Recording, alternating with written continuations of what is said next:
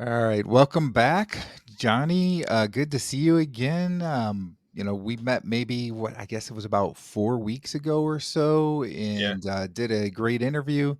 And I wanted to have you back on the channel and talk again. So here we are. Um, First of all, hello. How have you been? I've been doing good, Brian.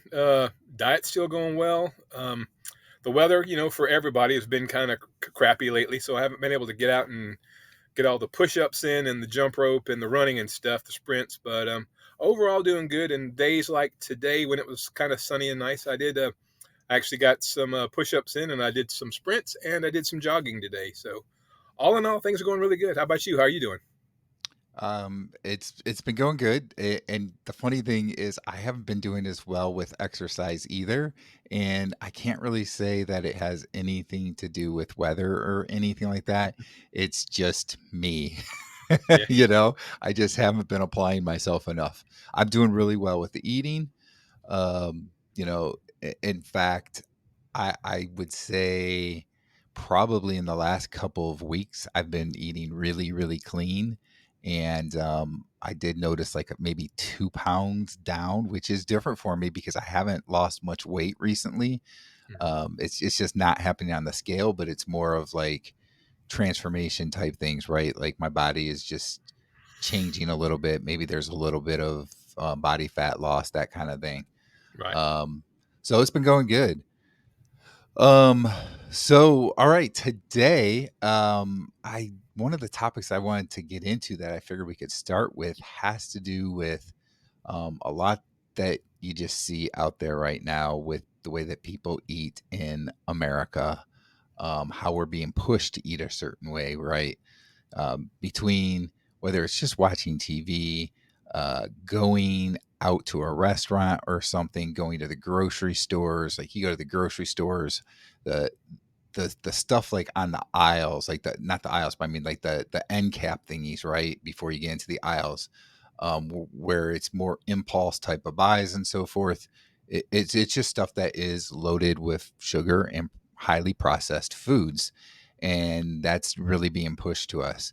I may give you a second to kind of um, add to that, but first, before I do that, one good example I want to give is like you go to restaurants, for instance, and the first thing they do is they ask for your drink order and ask if you want an appetizer, which is some full processed loaded junk out there, right? And then when you eat your meals, the next thing is what dessert would you like to have, right? It's all the junk that they're really pushing. So now I want to give you the chance to kind of touch on that a little bit. Well, first of all, I'm going to give some leniency, if you will, some to the servers because they're just trying to make your experience nice. Because before you found this way of eating, and before I found this way of eating, that would be normal, right? We would probably have gotten an appetizer. I would have had a couple of beers. I would have had some wings. The thing that surprises me, and this is kind of I don't know. It's kind of weird because you go to steakhouses a lot because I watch all your content, and if I go out to eat, normally it's to a steakhouse, and the first thing they do when you get there is bring you these huge rolls, whether it be Logan's Roadhouse or Texas Roadhouse or what have you, and you know if they take a long time to get my order, I'll fill up on not now, but before I would fill up on the bread, and then I would order something smaller. It almost seems like it defies logic for them to bring you complimentary bread before you order the protein, the steak, which is where they make all their money because they're certainly not making money off bread when they give it to you for free. So I'm often wondered why do they bring you these huge baskets of bread to fill you up before you order from the menu? So I'm gonna give some leniency to the servers. The servers are just trying to do whatever they can do to earn a nice tip because that's how they make their living. My youngest daughter was a waitress for a while, and I think she made like $3 an hour. So she lived off the tips. So I'm going to give them some leniency. I don't know that they're necessarily pushing this, but like I said, before I got on this way of eating, before you got on this way of eating, before our audience got on this way of eating, that would be normal. You would probably have gotten an appetizer. You may have had a mixed drink or a beer or whatever. Then you would have enjoyed those rolls because I mean, let's be honest, they're delicious. They're killing you, but they're delicious as they do it. Um, so yeah, Yeah, to your point, and then you think about when you go to the grocery store or to the pharmacy, anywhere, even to Home Depot or Lowe's, or Ace Hardware, when you go up there to pay, what do they have sitting right at the register? Chips and candy bars. What does that got to do with hardware? But it's right there because they're high impulse items and they're high profit margin items. I'm not averse to somebody making profit, making money at what they're doing because that's how they pay their employees. But I always found it ironic that there's chips and candy bars right at the register at the Home Depot. And I guess if you were busy working, maybe you want a snack while you're grabbing supplies. But I've always been kind of surprised at that. That's just my thought on that. Yeah. And I guess, you could kind of look at it as they're probably feeding off what you're craving because if Right. you eat that food, you're craving those types of Oh, foods. great point. And Great point. then Yeah. you're at the store, you're at Lowe's, whatever, and you got whatever it is that you're about to check out with, and then you see that and you're like, "Oh, I was already wanting that anyway. I'm gonna get that." Right? Mhm. Yeah. Or maybe you weren't wanting it, but now that you've seen it, now you're definitely craving. It's like if you're an alcoholic and you stayed away from liquor or beer or whatever, and you walk past a liquor store, it may put something in your mind that wasn't there before. And if you're like most of us who are addicted to sugar and to processed food, it's really hard to resist that temptation when it's literally an arm's reach away. And maybe they're playing off that. I don't know that the I know I worked at Lowe's for a long time, and I didn't have any nefarious intentions. If I stocked that stuff there, I was doing what I was told, right? Um, but to your point, maybe the people higher up the food chain, maybe they've keyed in on that, which brings up another Yeah. point. People, we've talked about this. Other live streams have talked about this. You've talked about it on your channel. I've talked about it on my channel. I think we all have. People assume that the carnivore diet, or just a very low carb ketovore, keto carnivore diet, is out of reach from a financial standpoint. It's expensive to eat this way. And you've explained very well, and I think others have too. It really it's not, because you start buying all the other stuff. It kind of frees up money in your budget to buy the right stuff. Correct. Well, there was a news article recently. It was on TV. It was on one of the mainstream medias. I don't remember if it were CNBC or MSNBC or one of the mainstream news outlets. And they were talking about how people in Middle America and in certain areas were having a hard time affording food because inflation's so high right now.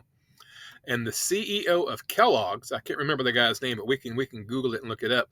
Um, Came on there and said, well, people could just eat a bowl of cereal for supper. Well, we know cereal's highly processed. It doesn't exist in nature. You can't go pick a cereal off a tree. You can't kill a cereal animal and eat it. So it's a highly processed food, but it is cheap, which begs the question, why is it so cheap? Why can you have a bowl of cereal with 4 ounces of milk and some fruit for $1, for $1? And that was this guy's point. Oh, if you're having a hard time affording real food, eat this highly processed food. It's only $1 for a serving.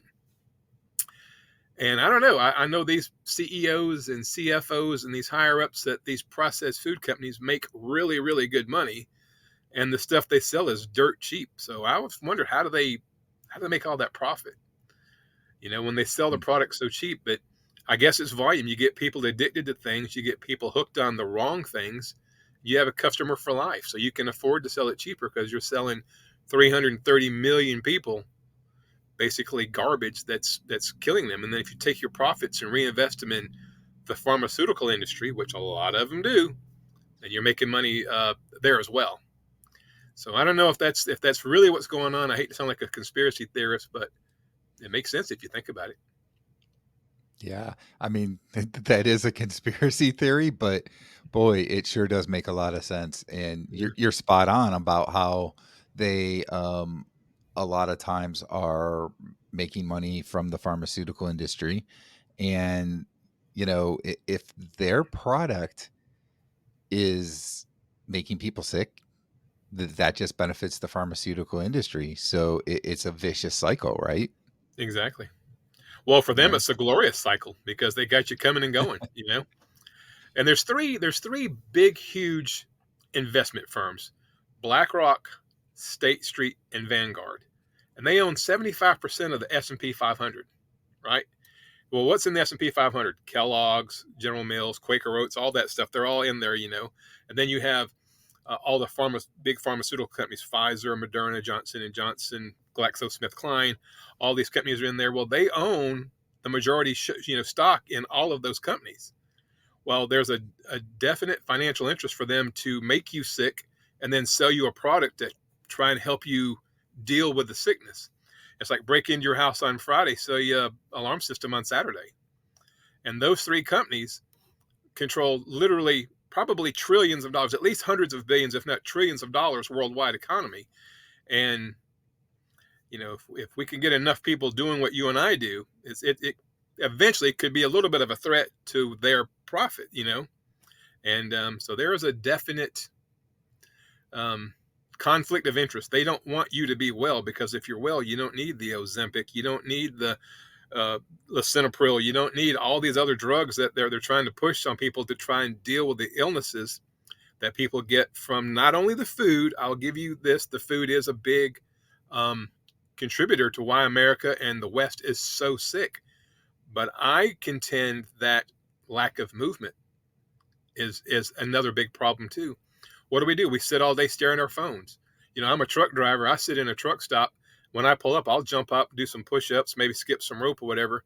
But I look at the other 50 or 60 drivers that I can see sitting in their seat, and every one of them's just staring at their phone. They're not moving at all, because we've become addicted, like we are to these highly processed sugary foods. We're addicted to social media, the internet, our phones, which I think if we didn't have that, people might get out and walk around. I might move some more, which could help to offset a small amount of the damage that's done with this horrific diet that the West eats. What are your thoughts on that? Yeah, one thing that you were saying kind of reminds me a little bit of an example of using Dr. Sean Baker. And so this has to do with just talking about the how they want to continue to keep you going, keep you sick and continue to needing to use their medical products and so forth, right? So Sean Baker, doctor, right? He was a surgeon, and the reason why he's not um, practicing as a surgeon anymore is because he basically stood up and said, "You know what? I found that I can actually heal people and not have to have the particular surgery that I would normally perform just by having them eat properly." Mm-hmm. And so he started doing that, and they were like, "Look, what are you doing? Like, you need to perform that surgery." He's like, "Well, the person doesn't need the surgery anymore because, they started eating properly, and 6 weeks later, here they're doing great, so they don't need the surgery anymore." So he actually, lost his now I don't know if he has still doesn't have it, but I know at one point they suspended him, and they came up with reasons that for the suspension, that they need to look into things that he was doing or so forth. But it really all came down to that he wasn't doing all the surgeries that he was supposed to be doing, because that's how they made their money. And it's pretty much the same thing when you look at your normal primary care physicians and the pharmaceutical industry, right? That they're getting a lot of the so the medical place that the doctor works for is getting a lot of kickbacks from the pharmaceutical industry, right? And they're basically saying, like, here's the medication that this is.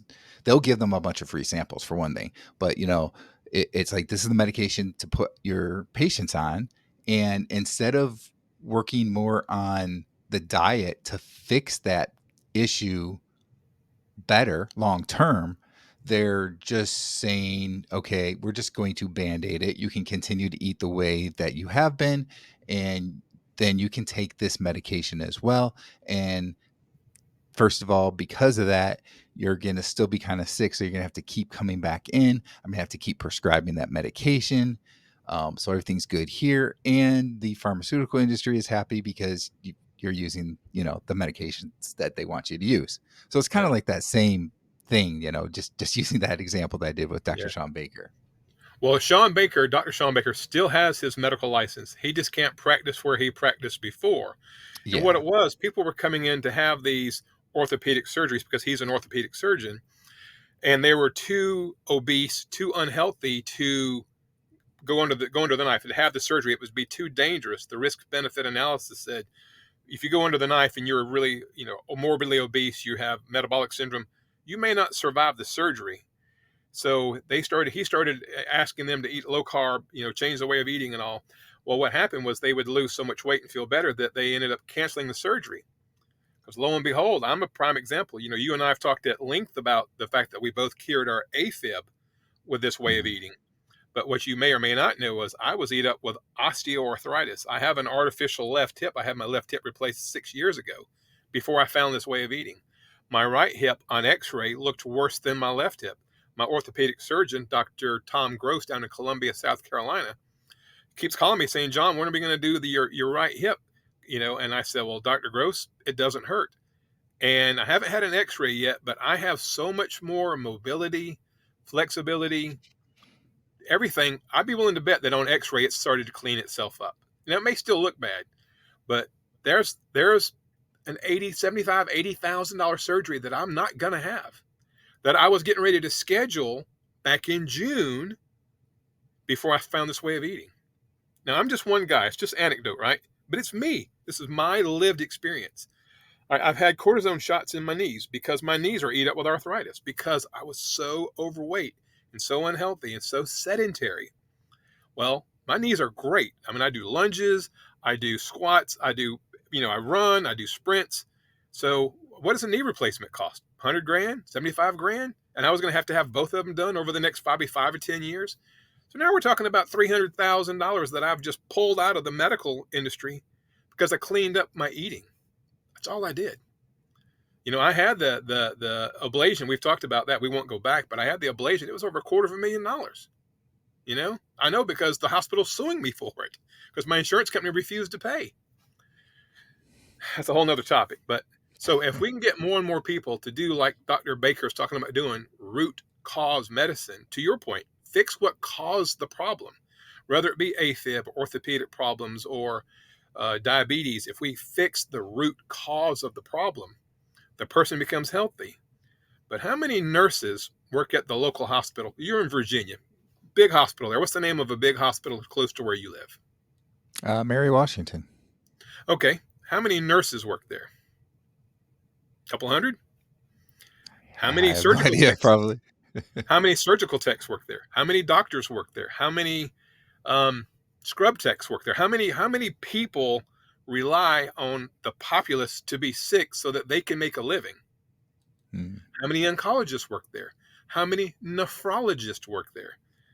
Because we can cure, I don't know if we can cure cancer, but we can certainly slow the progress of cancer down. And that's been shown in multiple people that you and I probably both know or are aware of. Jeff DeProsperous, for one, stage 4 cancer, given 6 months to live, goes on the carnivore diet, starts doing fasting, and he's in the best shape he's ever been in his life.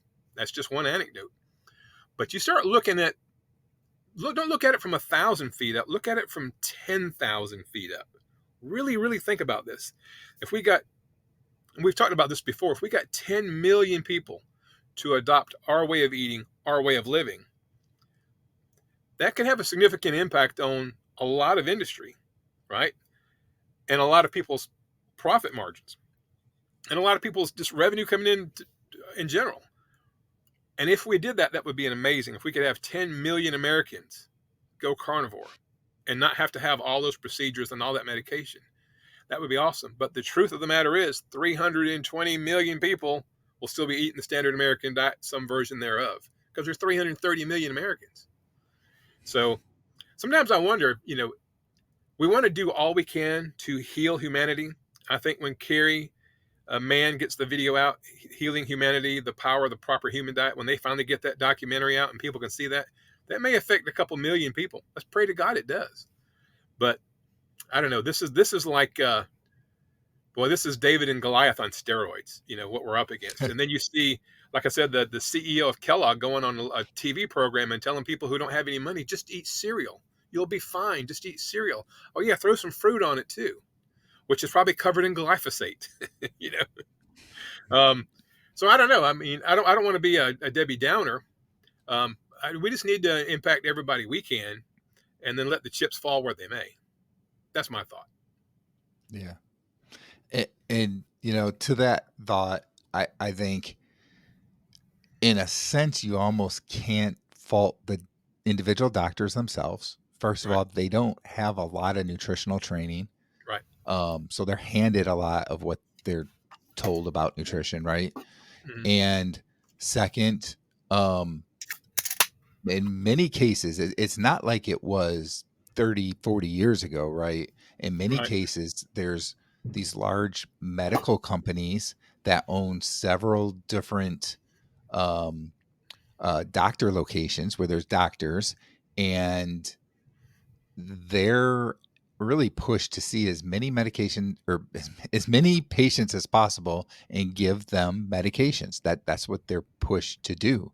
So that's definitely a big piece of it. And um a lot of times, you know, just with the thought of what you were saying, like you can't necessarily blame the doctor because they want their job, right? They want to Right. keep having their job. Um, I think, you know, one thing that you can look at is, you know, as time goes on, sometimes things change and companies need to change and so forth. And there's maybe if we somehow got more and more people to go to a better way of eating and less people that were getting sick so much and so forth, there would be other jobs that could be created, right? Right. Jobs like with ranchers and so forth to get more meat out there. So there's ways to change, but Right. like you said, that's a very tough thing to happen. And that's one thing that I'm kind of worried about with our society because we're so far down the rabbit hole that we are that I don't know how you get it to change, Right. and it just, you know, the sickness is just going to continue and people getting sick, and you know the increases in heart disease, the increases in cancer rates and stuff like that are just going to continue because we're just continuing down that rabbit hole.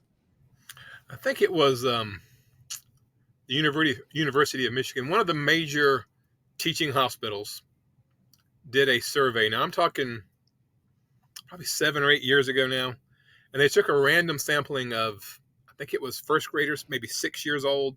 Obviously, got permission from their parents and did all this, and they had a relatively broad group. They had some higher socioeconomic, some lower socioeconomic, black, white, Hispanic. They had a pretty good sample group of about 1,000. I think they were first graders. Now this is 7 or 8 years ago, and they signed up to do this test to kind of do some research, if you will. And 7 out of 10 of them were found to have prediabetes and high blood pressure. Hmm. 6 years old. What kind of future does that bode for them? I mean, yeah, they're trying to come up with medicines like this Ozempic that's always been in the news so much lately. It's supposed to be this miracle weight loss drug. And something that I learned, I guess I kind of knew it, but I really understand it now, is once you begin taking Ozempic, that particular drug, you can never stop taking it. And there's all kinds of side effects now. They're saying potential side effects. I don't want to get in trouble, but there's potential side effects. And I'm sure they're looking at this now, that hopefully the FDA or somebody's looking at this with some of the side effects of these medications. But can you imagine being put on something that you're trying to use to fix a problem that was created by your diet, and you're told, oh, by the way, you can never, ever, ever stop taking this? I mean, that's scary stuff. I was Yeah. on a what would you call it? Not a chat group, but somebody posted something on Facebook.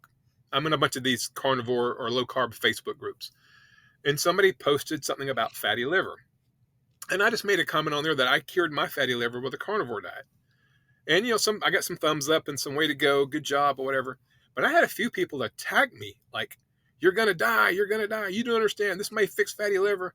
So I went on there and said, "Well, it fixed my high blood pressure, it fixed my AFib, it fixed my plantar fasciitis, which was crippling, it fixed my arthritis, it fixed my um, urinary problems. It fixed my gut problems, and it fixed my depression.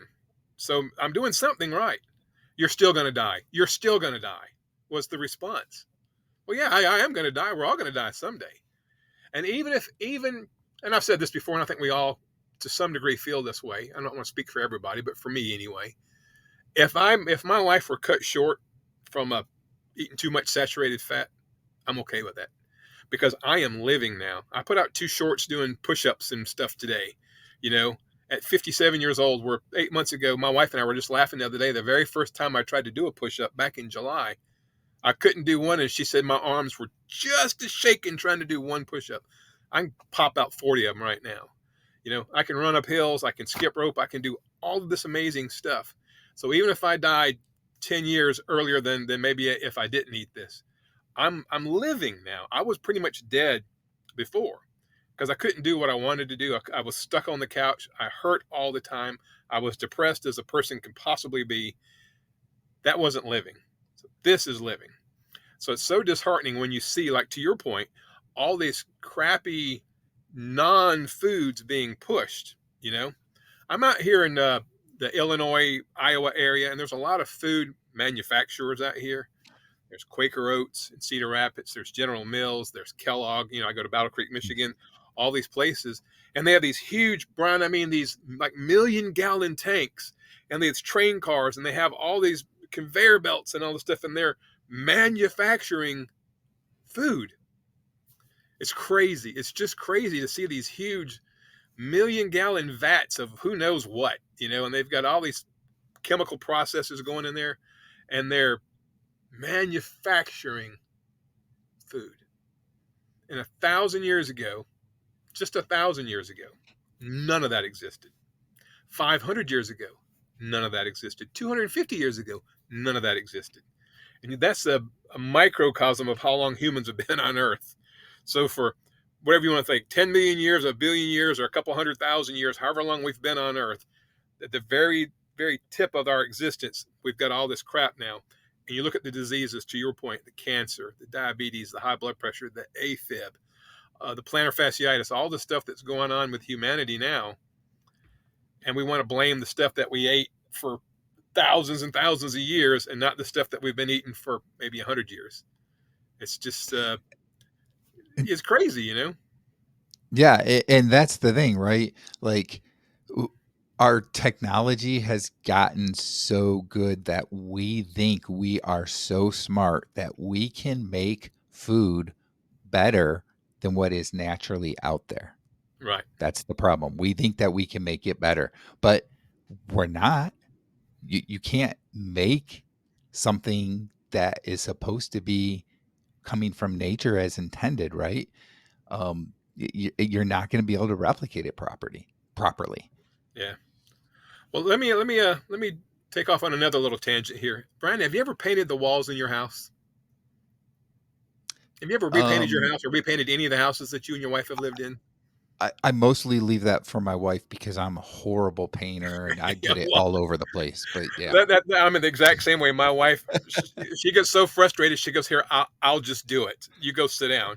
I get the tape and I do the drop cloths and move the furniture. She does the painting because I suck at it. But where I was going with that, before you paint your walls, or in this case, before your wife paints the walls, have you ever taken some TSP, some trisodium phosphate, which is a commercial cleaner you use to clean your walls to get them ready to paint? You can buy it at any store: mm, Home Depot, Lowe's, Ace Hardware, Walmart. It's called trisodium phosphate. It says TSP on the packaging. It's a commercial grade cleaner. Now, you don't have any I don't know if grandkids my here. wife's ever used it, but Well, I certainly it's a haven't. pretty, I mean, people that do painting or people that have repainted, people that are watching this will be able to comment, I'm sure, in the comments below and tell me that, yeah, they've used TSP. It's a really common thing. It gets the walls ready to paint, helps the paint adhere better. It's just a great, great product. Well, you don't have any grandkids, but you've got kids. And if your kids were little, I know I saw you and your son in a picture you posted, which was awesome, by the way. Um, when he was little, would you let me give him just a couple of spoonfuls of TSP to taste? No. Why not? It's just 2 spoonfuls. It's a commercial grade cleaner. It's just 2 spoonfuls. It might taste good. Let him taste it. You'd probably pop me in the nose, right? Get away from my son, you weirdo. He's not eating this trisodium phosphate. He's not going to eat this. Well, I'm going to take and put it in a colorful box and put cartoon characters on it. Now, can I give him some? What say you, Brian? It's in a colorful box with cartoon characters. I mean, that's exactly what we're doing with vegetable oil, right? So, yeah. Well, where I'm going with that is several popular kids' cereals, if you read the ingredients, contain trisodium phosphate in the cereal. I saw a YouTube video and the parents were like, no, my kid's not going to eat that. And they said, well, and asked the kid, have you had these cereals? Yeah, the Cocoa Puffs or the whatever, whichever brand it was. I eat these all the time. I love these. The guy takes it, turns around, shows the mother or the father or the caregiver of this child, trisodium phosphate is listed as an ingredient. It's a commercial grade cleaner and we're putting it in Mm. cereal? And nobody really looks at the ingredients, right? Unless they're trying to eat healthy. And if you're trying Right. to eat healthy, you're probably not eating that junk anyway. Right, exactly. So, yeah, people don't look at the ingredients. I mean, Yeah. yeah, you were talking about the CEO for Kellogg's with the cereal thing. Mhm. If you go to the grocery store and you buy cereals, anybody out there that's watching this right now, if you buy cereal, comment if you actually look at the ingredients and look at what's in it. I bet you Right. none of you do. Right. Another thing I learned, oatmeal in the UK they call it porridge. Over here we call it oatmeal. It was developed to feed slaves. Not American slaves or slaves that were here, but from centuries ago, the ruling class would eat meat, and they had to come up with something to feed the peasants, if you will. And they created just oatmeal, and they called it gruel.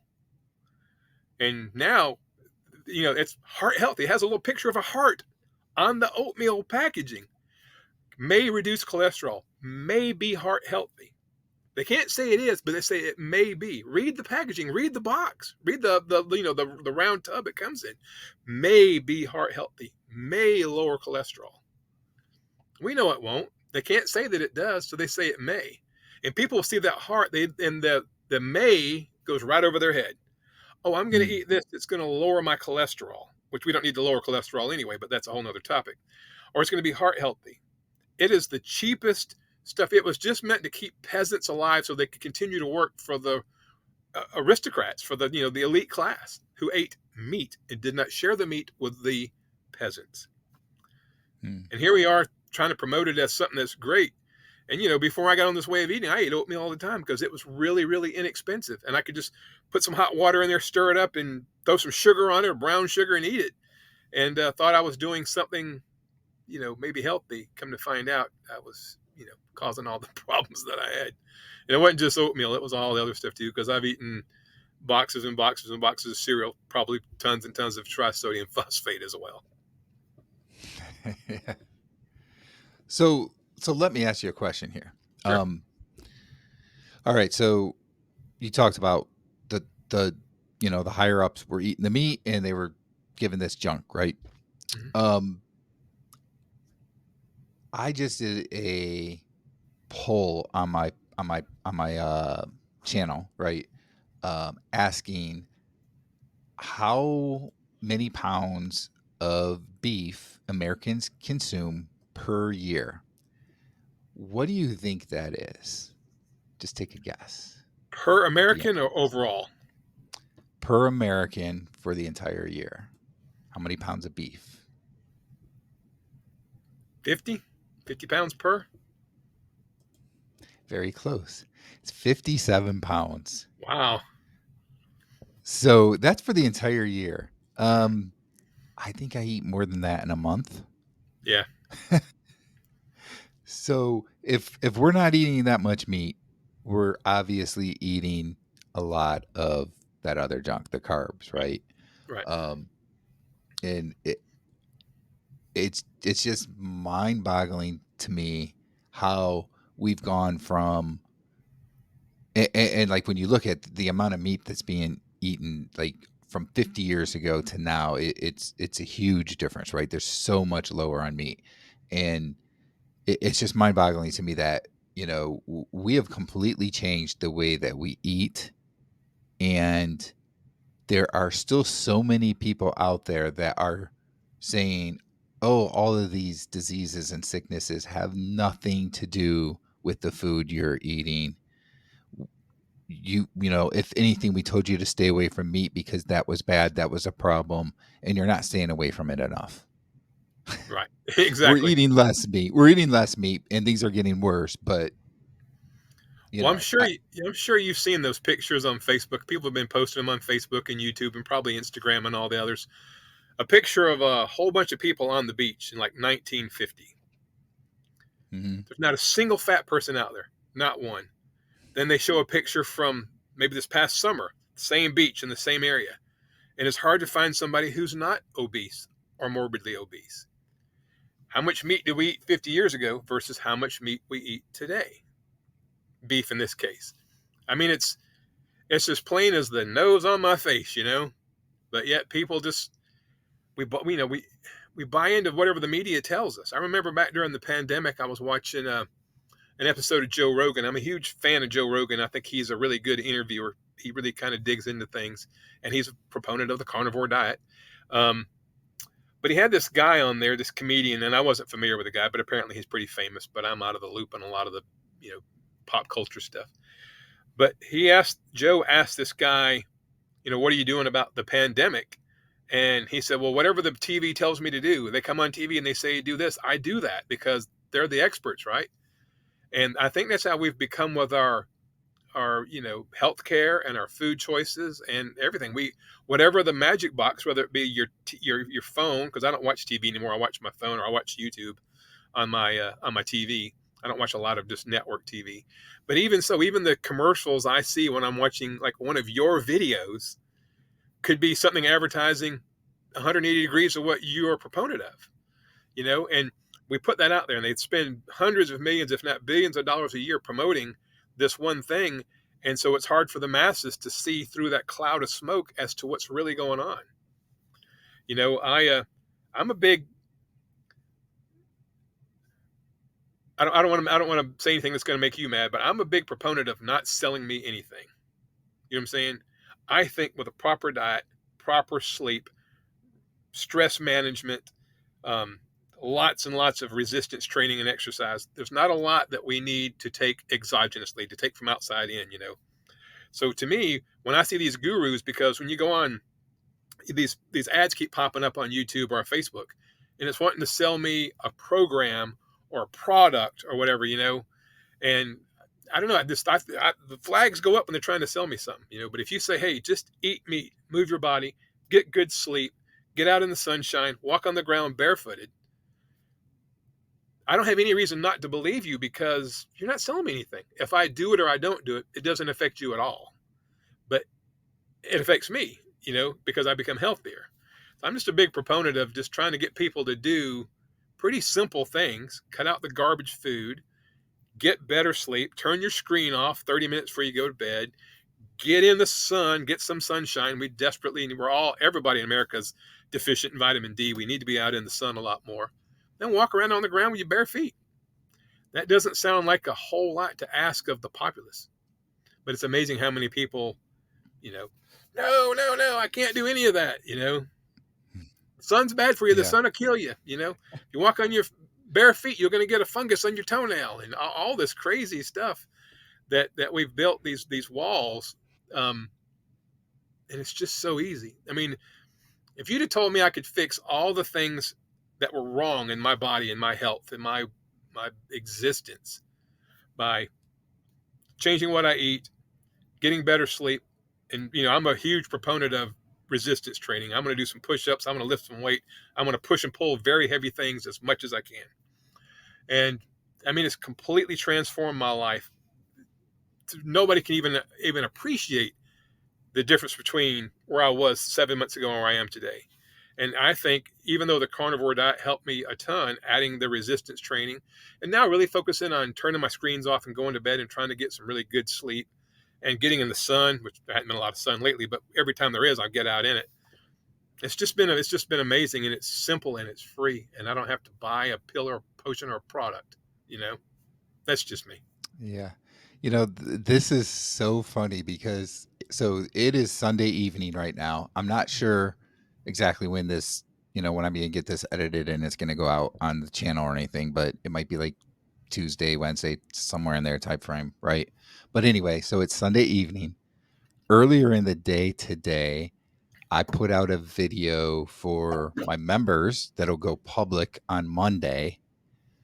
And in that video, I kind of start the video with talking about not throwing your money away on people that are trying to sell you how to lose weight, um, or, keto friendly, carnivore friendly products, stuff like that. And, I will say, let me say again here, because I say it in the video, but let me say it again here too.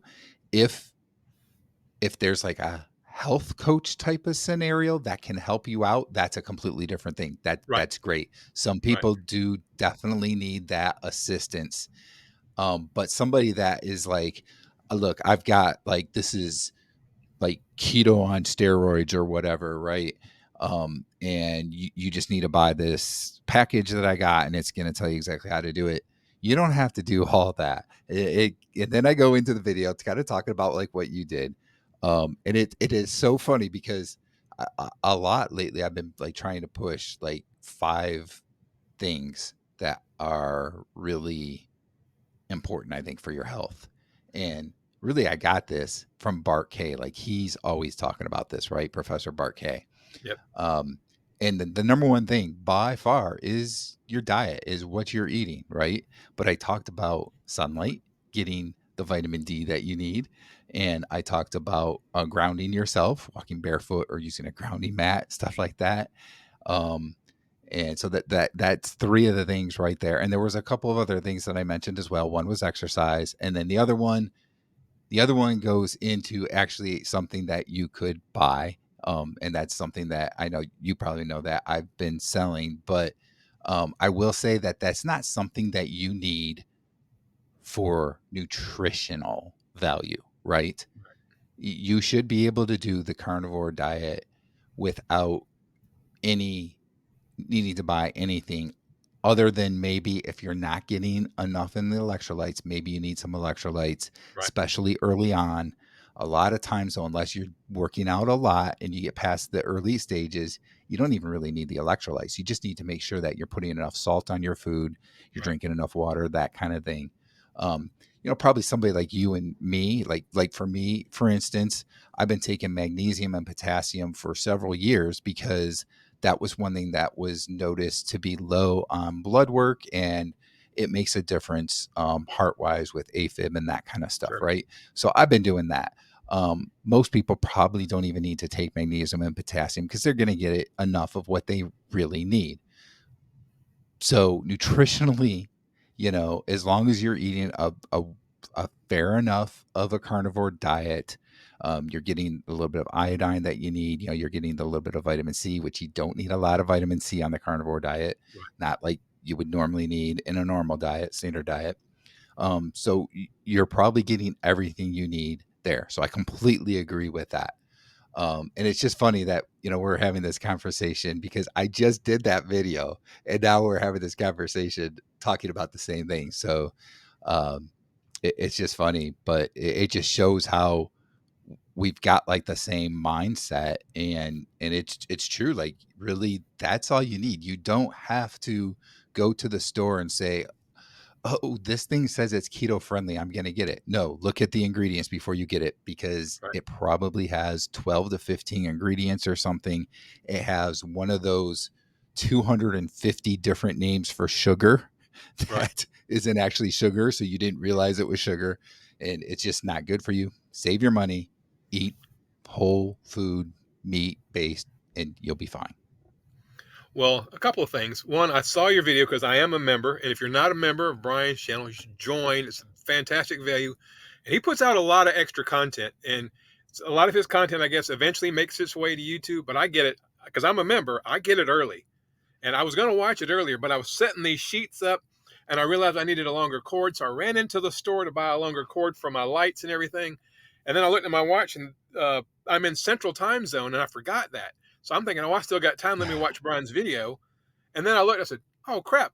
It's actually almost 9 o'clock, which is what the time we had set up for this. So I'm going to go and watch that video. I promise you. It came up in my suggestions, and I was going to watch it, but I'm in Central Time Zone where it's actually an hour earlier than where you are, and because of the time change last night, I completely screwed that up. But I will watch that video. Having said that, another thing that you were talking about, and I lost my train of thought, but I will get it back. Um, oh, it's like coaching. So yeah, that's one thing I probably should have qualified my statement earlier. There are some people, and I probably would have benefited from coaching, especially during December and January. One of the most stressful things you can do is change jobs. That's a very stressful thing, especially for an older person. And of course, I did a huge career change back in the middle of December, right before Christmas. And it's been very stressful. I spent a lot of time in the upper Midwest. Of course, I would spent some time with our buddy Greg up there in I started to say northern Minnesota, northern Iowa, near the Minnesota line. And, it really wasn't where I could get out and do a whole lot because it was, 20 below zero in some cases. And I fell off the wagon a lot. And if I had a coach or somebody that I could one-on-one with, it would have kept me from going astray the 24, 25 times that I did.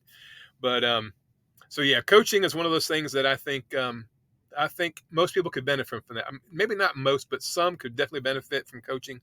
I'm a huge fan of Coach Bronson is a really good friend of mine. He and I communicate a lot, and he's a coach. Uh, Former fat girl Nicole, I think she's fantastic. She has her niche that she's carved out of people that can use her advice and her services. Kelly Hogan, she does coaching. She's probably my favorite carnivore person on here.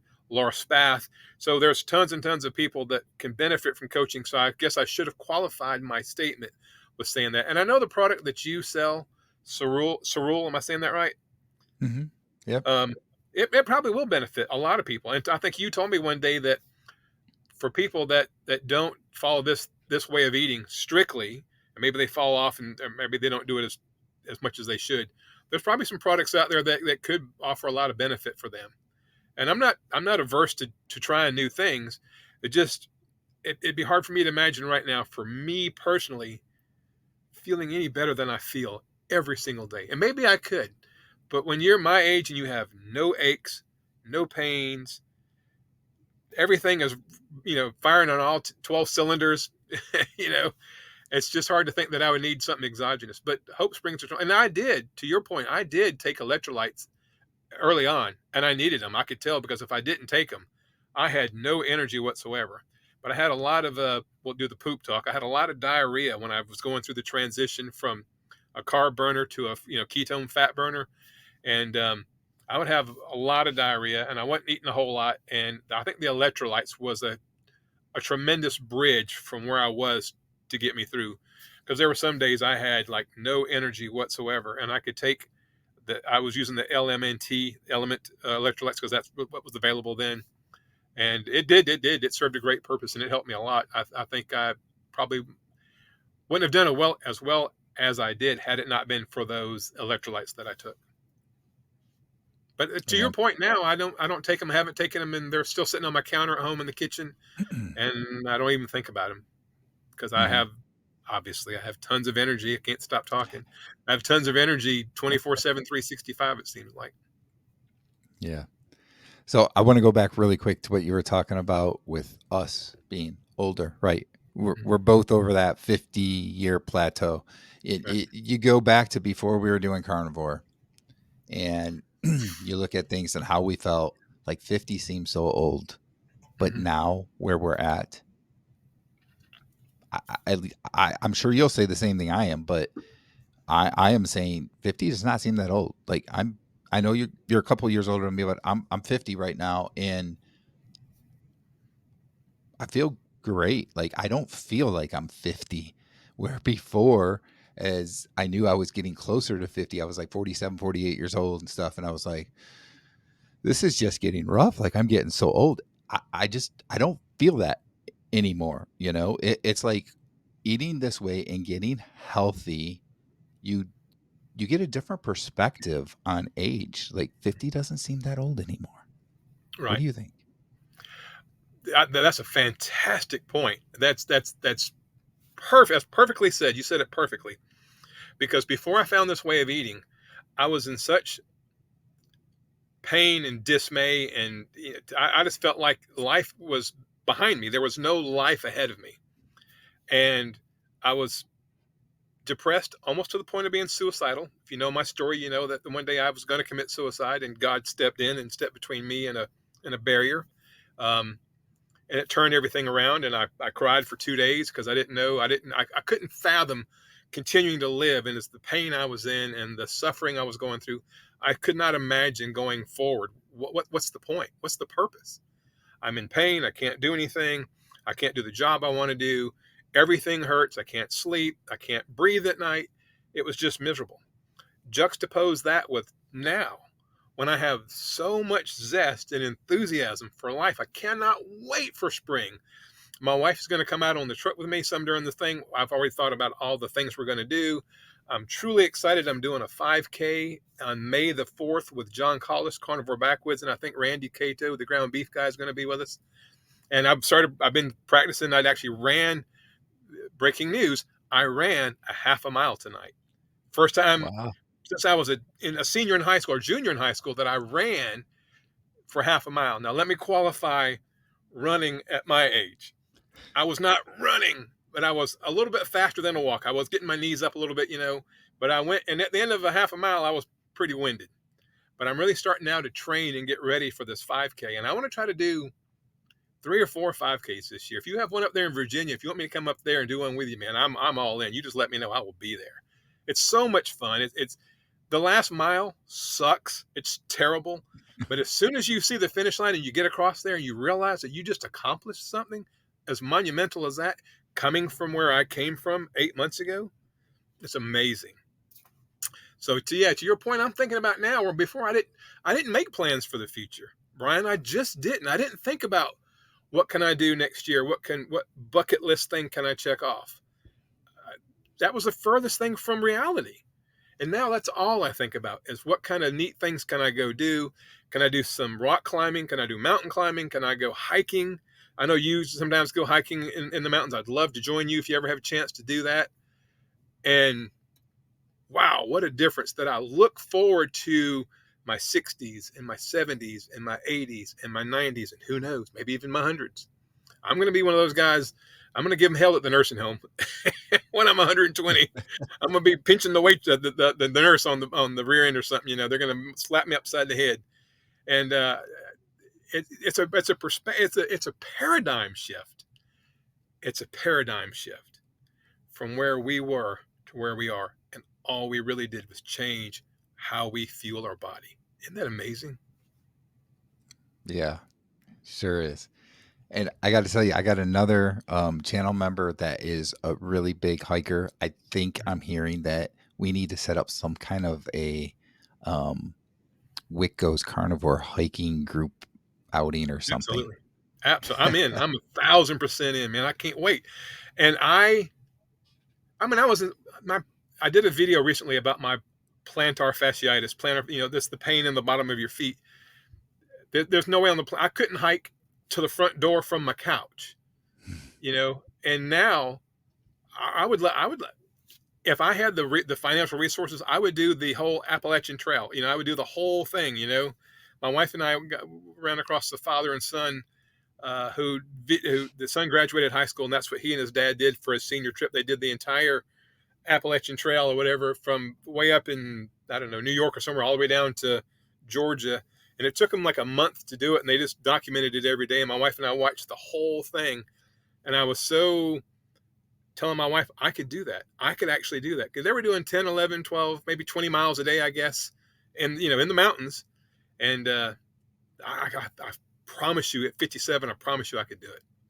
So I'm really excited. If you want to get something like that together, that would be awesome. I would be all over that. Yeah, I'm going to have to look into it. Yeah, All right. Well, you know what? We're hitting close to an hour already. It seems like we've only been talking for like 10 minutes, too. I know. It's I know. funny. But I guess we should wrap it up. I'd like to have you on again, continue doing these interviews that we've been doing, talking about different topics. This was a great topic today. Um, again, thanks for coming on, My and pleasure. everybody that's out there.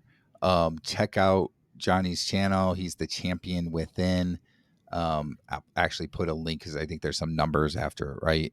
Nine So I'll put a six one link nine. into Yeah. the 9619. There you go. Yeah. So I'll put a link in the description of this video for it. So go check out his channel, and everybody will see you again in another video real soon. Okay. Bye, guys.